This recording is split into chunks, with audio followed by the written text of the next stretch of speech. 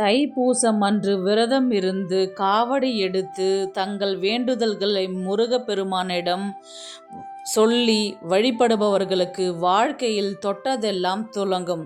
காவடி எடுக்க காரணம் மலை போன்ற துன்பங்கள் உனக்கு வரலாம். ஆனால் அதை சுமப்பது உன் வேலை அல்ல. அதை என்னிடம் ஒப்படைத்துவிடு. நீ உன் பாதையில் செல் என்பதே காவடியின் தத்துவம். இதனால்தான் பக்தர்கள் காவடி எடுக்கின்றனர். முருகப்பெருமானுக்குரிய மிக முக்கியமான விரத நாட்களில் ஒன்று தைப்பூசம். இந்த நாளில் விரதம் இருந்து முருகப்பெருமானுக்கு பால்குடம் ஏந்தியும் காவடி சுமந்தும் பாத யாத்திரையாக பல கிலோமீட்டர் தூரம் நடந்து வந்து தங்கள் நேர்த்தி கடனை நிறைவேற்றுவார்கள். தைப்பூசம் பௌர்ணமி தினமான பூச நட்சத்திரத்தில் தொடங்குகின்றது. தை மாதத்தில் பூச நட்சத்திரமும் பௌர்ணமி திதியும் இணையும் நாளை தைப்பூசம் என்கின்றோம். நம்முடைய குறைகளை தீர்க்கக்கூடிய அற்புதமான நாள் தைப்பூசம். அது மட்டும் இல்லாமல் அறுபடை வீடுகளில் பழனியில் தைப்பூச விழா மிகவும் கோலாகலமாக கொண்டாடப்படுகின்றது. தைப்பூசம் என்பது சிவ வழிபாடு, சக்தி வழிபாடு, குரு வழிபாட்டிற்கும் மிகவும் உகந்தது. அதனுடன் சிவபெருமான் உமாதேவியுடன் இருந்து சிதம்பரத்தில் ஆனந்த நடனம் ஆடி தரிசனம் அளித்தது இந்த தைப்பூச நாளில்தான். தைப்பூசம் மிகவும் சுபிட்சமான நாள் என்பது நம்பிக்கை. எனவே அன்று தொடங்கும் நல்ல காரியங்கள் எதுவானாலும் சிறந்த பலன்களை கொடுக்கும் என்பது நம்பிக்கை. பூச நட்சத்திரம் குரு பகவானுக்கு உரியது. ஈசனுக்கே குருவாக அருளியவன் முருகப்பெருமான். இந்நாளில் முருகனை வழிபடுவது குருவின் பரிபூர்ண அருள் கிடைக்கும். முருகப்பெருமான் வள்ளியை திருமணம் செய்ததும் அன்னை பராசக்தியின் மொத்த சக்திகளை உள்ளடக்கிய சக்தி வேலை வாங்கியதும் முருகப்பெருமான் தனது தந்தை ஈசனுக்கே பிரணவ மந்திரத்திற்கு பொருளை உபதேசம் செய்ததும் வள்ளி தெய்வானை சமேதராக முருகப்பெருமான் காட்சி தந்ததும் இந்த தைப்பூச நாளில்தான். தைப்பூசம் தோன்றிய வரலாறு. முனிவர்களுக்கு பலவிதமான துன்பங்களை கொடுத்து வந்த தாரகாசூரன் என்ற அசுரன் இருந்தான். அனைத்து தேவர்களின் கூட்டு முயற்சியாலும் அவர்களால் அவரை வெல்ல முடியாத அளவுக்கு அவர் சக்தி வாய்ந்தவராக வளர்ந்தார். பிரபஞ்சத்தை காப்பாற்றும் தீவிர முயற்சியில் அவர்கள் சிவபெருமானின் உதவியை நாடினார். அவர் தனது தெய்வீக சக்திகளால் முருகனை பெற்றெடுத்தார். முருகப்பெருமானின் தாயார் பார்வதி தனது மகனுக்கு தீமையை வெல்லும் ஆற்றல் கொண்ட தெய்வீக வேலை பரிசாக அளித்தார். முருகப்பெருமான் போர்க்களத்திற்கு சென்று சூரபத்மனுடன் போரிட்டு தனது வேலினால் அவனை வென்றார். பின்னர் மயில் மீது ஏறி பக்தர்களுக்கு காட்சி அளித்தார். இவ்வாறு அசுரனின் மரணத்துடன் தேவர்கள் பிரபஞ்சத்தில் அமைதியை மீட்டெடுத்தனர். இந்த நாளை பக்தர்கள் தைப்பூசமாக கொண்டாட தொடங்கினர்.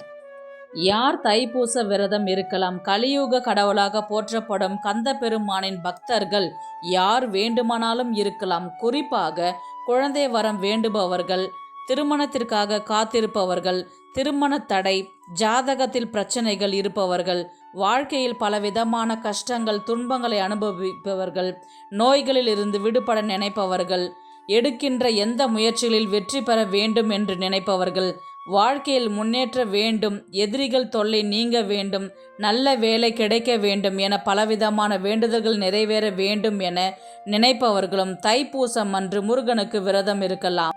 தைப்பூசம் விரதம் பார்த்தீங்கன்னா 48 நாள், 21, 18, 6 நாட்கள்ன்ட்டு விரதம் இருக்குது.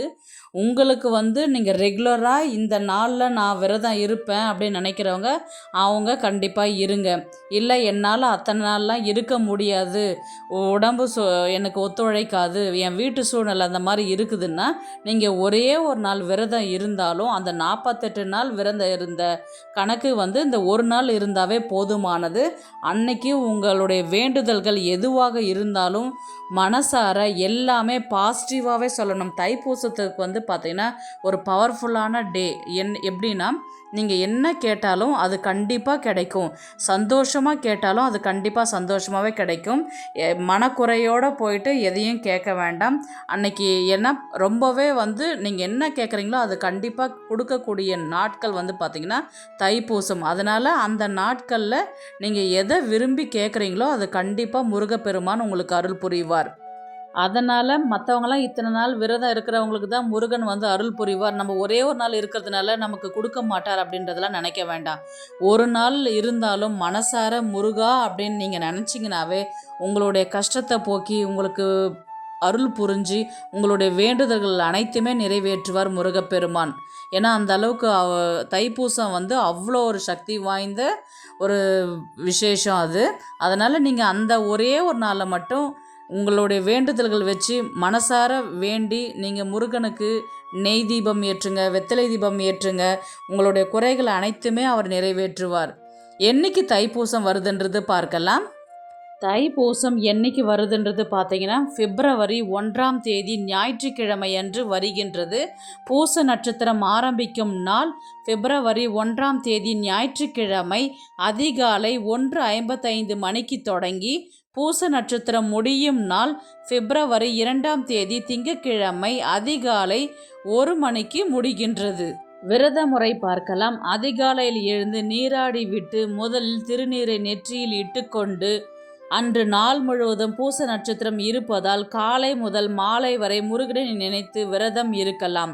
முருகப்பெருமான் படத்திற்கு குறிப்பாக செவ்வரளி மலர்களால் அலங்காரம் செய்ய வேண்டும். பிறகு தீபம் ஏற்ற வேண்டும். அதன் பின்பு விரதம் இருக்க ஆரம்பிக்க வேண்டும். முதலில் உங்கள் உடல்நிலை பொறுத்து விரதம் இருக்கலாம். அன்று நாள் முழுவதும் பால் அல்லது பழங்கள் மட்டும் எடுத்துக்கொண்டு விரதம் இருக்கலாம். அல்லது காலை ஒரு வேளை மட்டும் ஒரு பொழுது மட்டும் விரதம் இருந்து மதிய வேளையில் தலைவாழை இலை போட்டு சாதம், சாம்பார், வடை, பாயாசத்துடன் அதனுடன் சர்க்கரை பொங்கல் செய்து முருகனுக்கு படைத்துவிட்டு அதை சாப்பிட்டுட்டு விரதம் முடித்து கொள்ளலாம்.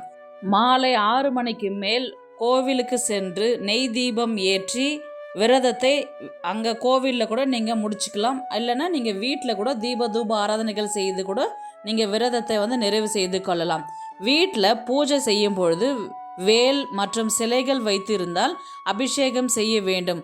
அதிலும் மகாருத்ர அபிஷேகம் செய்வது சிறப்பு.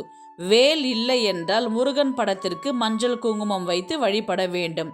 அதன் பிறகு கந்த சஷ்டி கவசம், கந்தகுரு கவசம், கந்தர் அலங்காரம், வேல்மாறல், சண்முக கவசம், கந்தர் அனுபூதி, திருப்புகழ் படிக்கலாம் அல்லது கேட்கவும் செய்யலாம். இந்த மந்திரம் தெரியவில்லை என்றாலும் பரவாயில்லை. ஓம் சரவணபவ என்ற திருநாமத்தை சொல்லிக்கொண்டே இருக்கலாம்.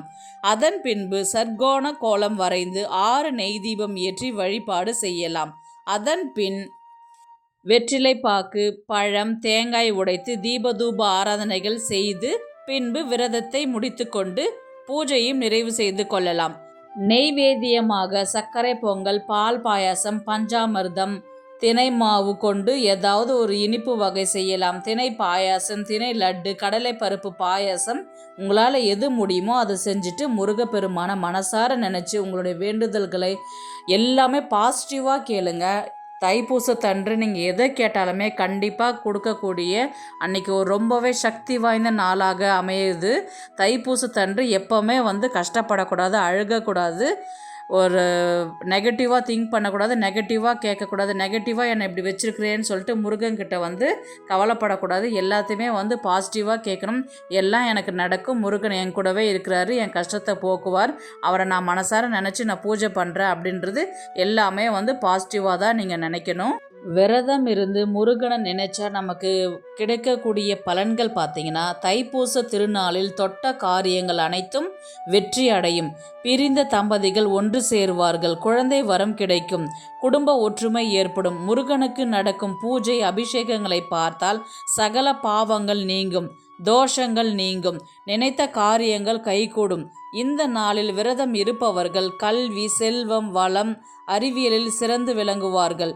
செவ்வாய் தோஷம், சர்ப்ப தோஷம் இருப்பவர்கள் செவ்வாய்க்கிழமையில் பால் வைத்து வழிபட்டால் தோஷம் நீங்கும். உங்களால் முடிஞ்ச 6 செவ்வாய்க்கிழமை அல்லது 9 செவ்வாய்க்கிழமையில் நீங்கள் செவ்வாய் தோஷம் இருக்கிறவங்க பால் புற்றுக்கு வந்து நீங்கள் பால் ஊற்றிக்கிட்டு வரும்போது செவ்வாய்க்கிழமையில் செவ்வாய் ஓரையில் இதை செய்யுங்க. கண்டிப்பாக உங்களுடைய அனைத்து கஷ்டமுமே நீங்கும். தைப்பூசத்தன்று முருகப்பெருமானை மனதார நினைத்து உள் அன்போடு வணங்கி விரதங்களில் தைப்பூச விரதமே முதன்மையானது என்று சொல்லப்படுகின்ற அளவுக்கு அவ்வளோ சக்தி வாய்ந்த நாள். அதனால் உங்களுடைய வேண்டுதல்கள் எதுவாக இருந்தாலும் பாசிட்டிவாக மட்டுமே கேளுங்க. மறந்து போயிட்டு நெகட்டிவாக கேட்டுறாதீங்க. அது கண்டிப்பாக தொடர்ந்து அடுத்த தைப்பூசம் வரலையுமே அந்த மாதிரி வந்துக்கிட்டே இருக்குன்றது சொல்லுவாங்க. அதனால தான் திருப்பி திருப்பி சொல்லிட்டு இருக்கிறேன். பாசிட்டிவாகவே கேளுங்க. கண்டிப்பாக உங்களுடைய கஷ்டத்தை அத்தனையுமே நீக்குவார் அந்த முருகப்பெருமான். உங்களுக்கு இந்த வீடியோ பிடிச்சிருக்குன்னு நினைக்கிறேன். ப்ளீஸ் லைக் பண்ணுங்கள், ஹைப் கொடுத்து விடுங்க. நெக்ஸ்ட் ஒரு நல்ல பதிவில் சந்திக்கலாம். உங்களிடமிருந்து விடைபெறுவது உங்கள் புனிதவதி.